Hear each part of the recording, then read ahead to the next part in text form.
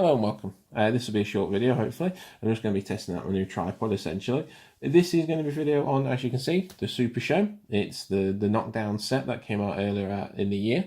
I backed this on Kickstarter, as I have the other ones. And if you want some more information on the game, please feel free to check out my other videos. They are a bit in-depth, but I do kind of go over how much I quite enjoy them and the rules and everything.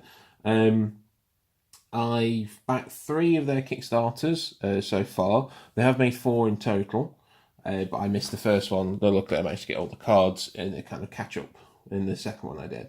I got this in June, and I meant to do a little video then about what came in the box and everything.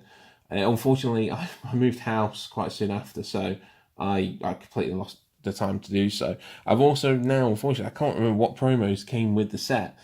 So instead of going through every single card, I'm just going to go with the competitors that came with this set. As I said, I've done some other videos on it, so if you want some more in-depth information on the game, please go check them out. But just as a quick overview, the Supershow is a 1v1 dueling card game, which is based in and around the world of wrestling. So each person plays as a wrestler in the Legendary Fighting Federation, and the aim is obviously to defeat your opponent.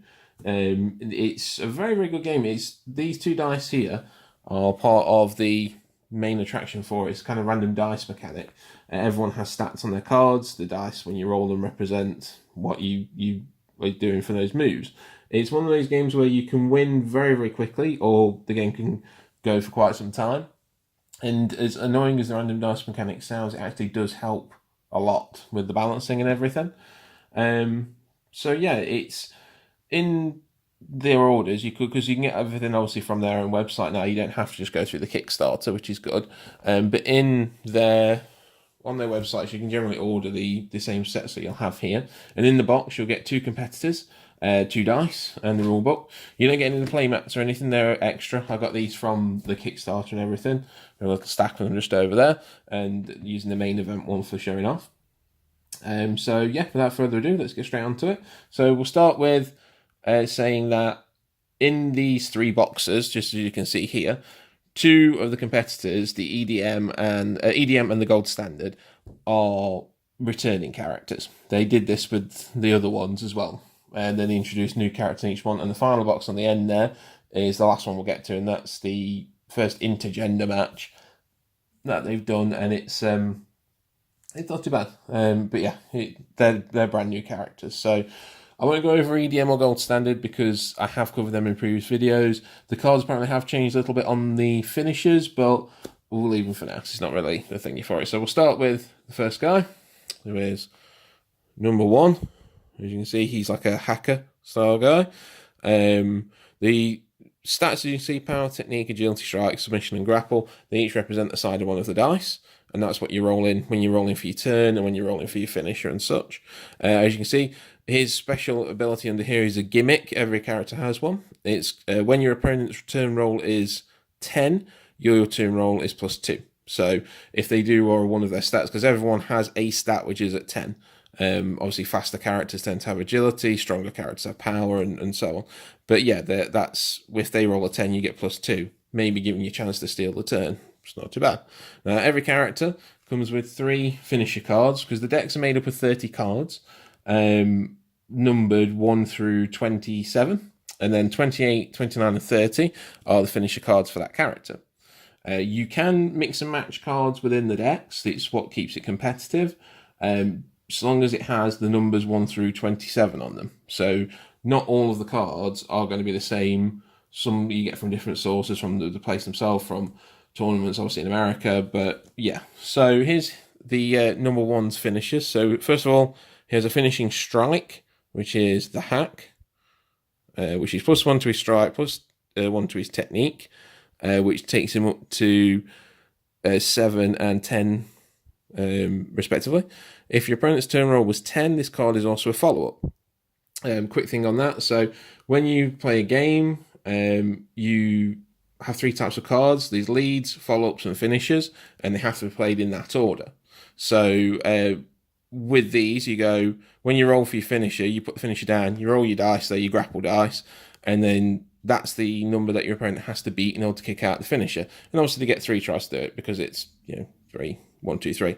So yeah, that's the hack. Then he has 068, 068, 084, which is +3 to grapple. Look at your opponent's hand, choose one card and bury it. So you're basically shoving those cards into the discard pile for him, so he can't use it. And then his final one, because that was a finished grapple, this is a finished submission.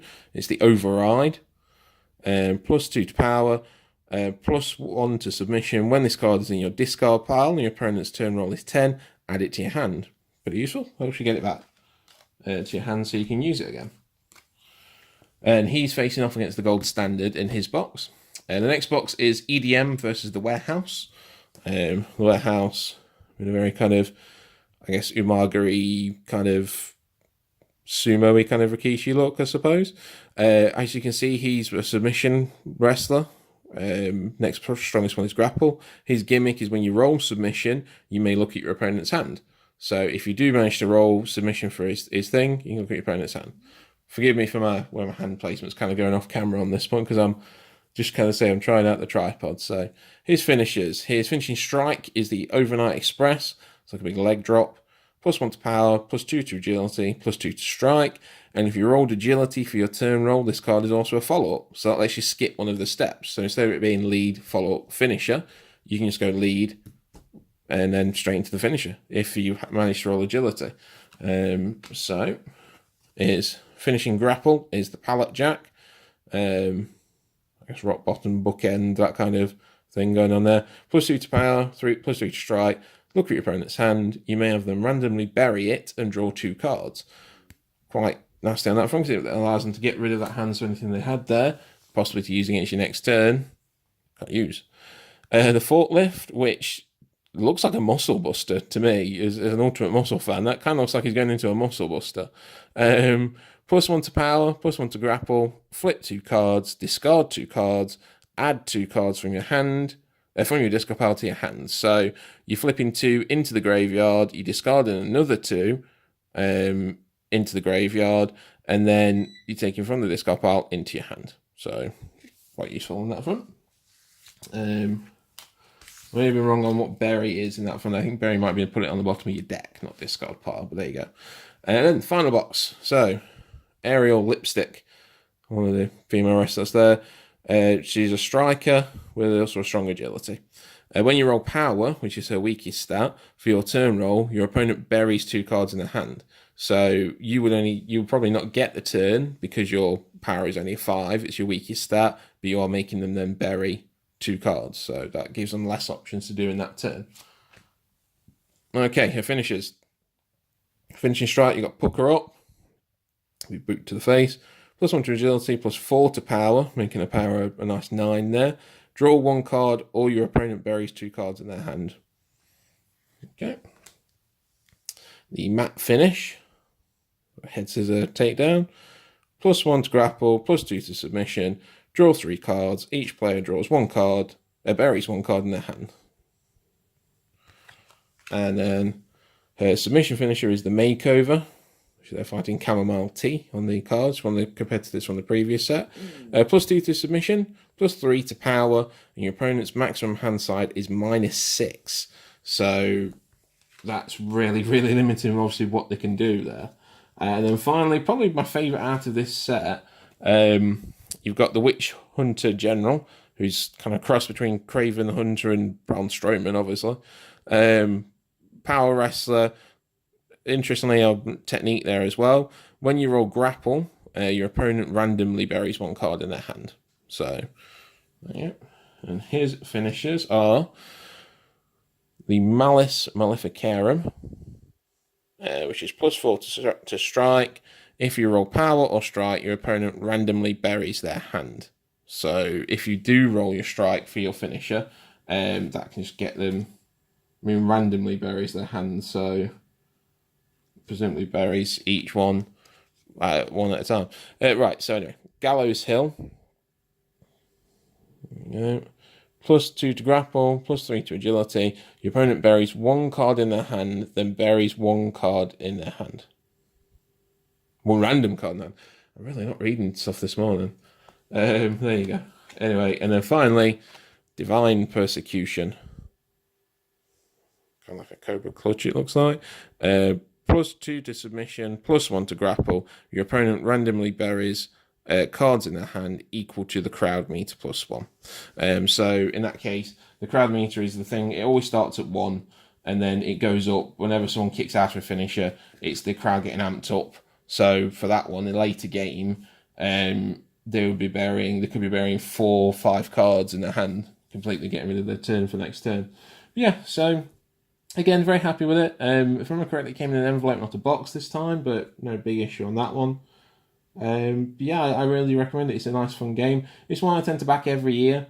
I've not managed to get many games of it in. I've only had a few against my wife and one of my friends, but I'm more than happy to play with other people, to be honest with it. It'd be quite cool to do. Yeah, thank you very much. Again, this was more of a tester video than anything else. So hopefully I've been interesting for you guys. I'm going to try and keep it a lot shorter in future, but it just depends what I'm talking about. Next video coming up, I'm probably not going to do another one of my dwarves until I've done a bit more for them. There's no point doing a dwarf video for every single one I put together. There's just no point in that. So I'll probably do a big batch of them together when I start painting them. Next video I do, I'm thinking about doing maybe an unboxing. I recently picked up the Speed Freaks box from Games Workshop, and so it'd be nice to go through that. But I also have a large amount of other games that I could go through, in all fairness. So, but anyway, thank you very much for watching. If you have got this far, hope to see you again soon. Bye bye.